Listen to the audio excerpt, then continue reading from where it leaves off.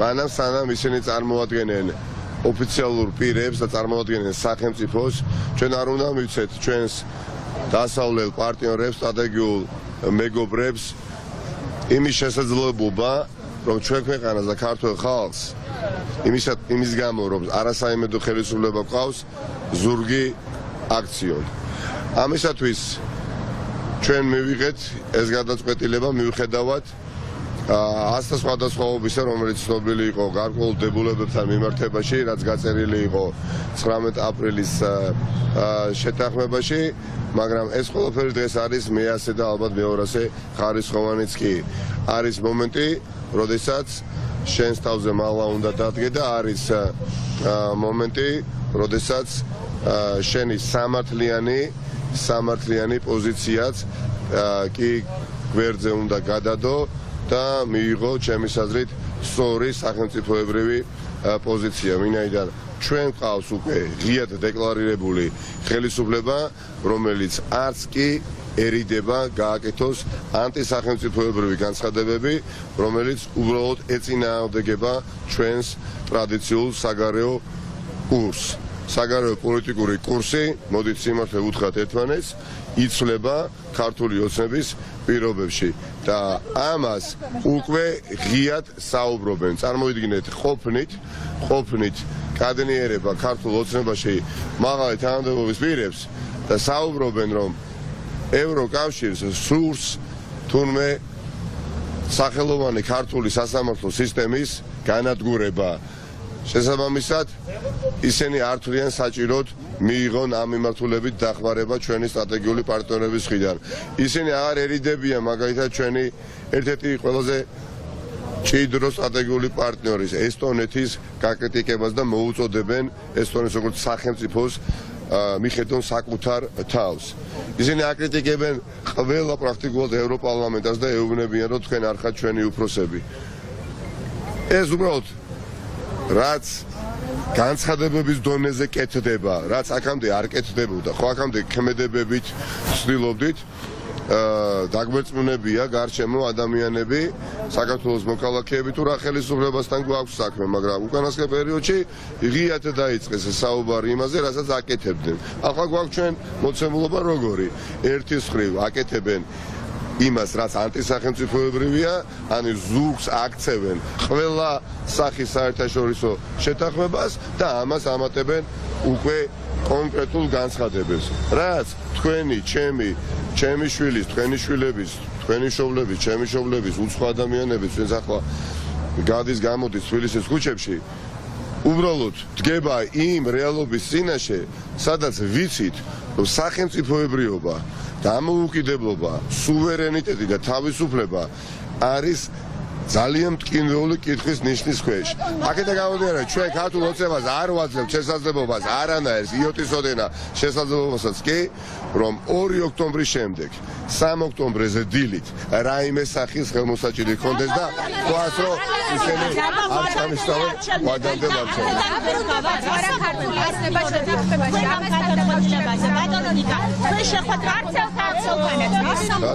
თავად განაკეთებენ.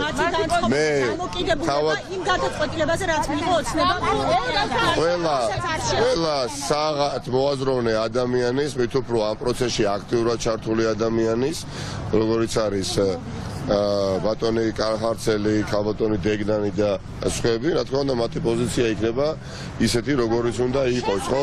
ისეთი, როგორც ემსახურება ამ ქვეყნის განვითარებას და ქართველი ხალხის კეთილდღეობას.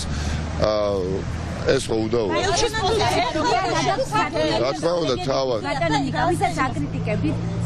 იცით რა, ქართული ძალიან ცლად ვისაუბრე. მე გუშინ, მე მგონი ყველა ტელეკომპანიას ჰქონდა ამისი შესაძლებლობა და მადლობა მათ, რომ პირდაპირ ეთერში გადაეცა. გარდა თქვენი ტელეკომპანიისა.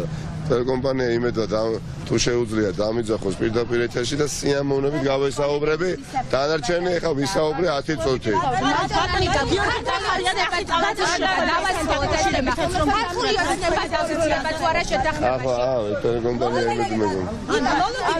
ძალიან ცლად ვისაუბრე, ხახო, თქვენ ერთ-ერთი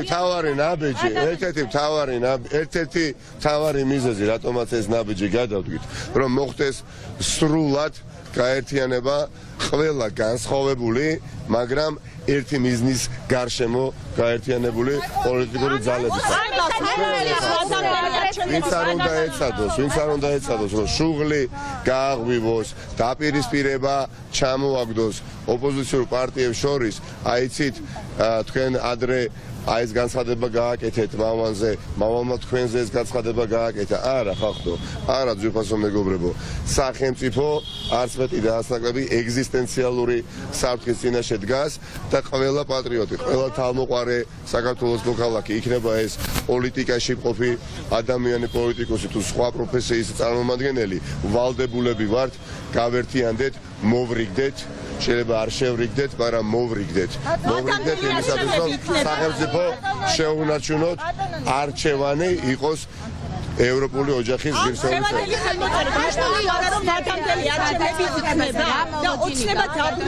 მე მეცაც გეტყვით, ვადამდელი არჩევნები არა თუ იქნება, აუცილებლად იქნება.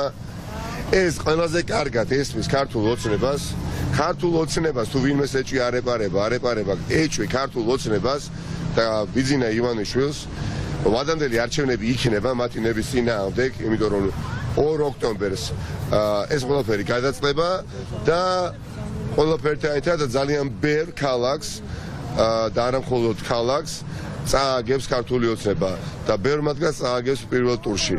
წააგებს, რა თქმა უნდა, თბილისსაც, წააგებს ქუთაისაც, რუსთავსაც, თელავსაც, ბათუმსაც და ბევრ სხვა ქალაქს და ეს ყველაფერი რატომ მოხდება, იცით? იმიტომ რომ ყველას თუ არა აბსოლუტურ უმრავლესობას აიხილა თვალი. თავად ქართულ ოცნებასაც რომ გგონია, რომ მისი მხარდაჭერთა აი მთლიანი შემადგენლობა მას დაუჭერს მხარს არჩევნებზე, პირიქით მოხდება. აი დღეს რო გონია ქართულ ოცნებას, რომ მათ გარშემო მყოფი ადამიანები ქართული ოცნების ამომრჩევლები არიან, 2 ოქტომბერს მივლენ და ხმას მიცემენ სხვადასხვა ოპოზიციურ პარტიებს.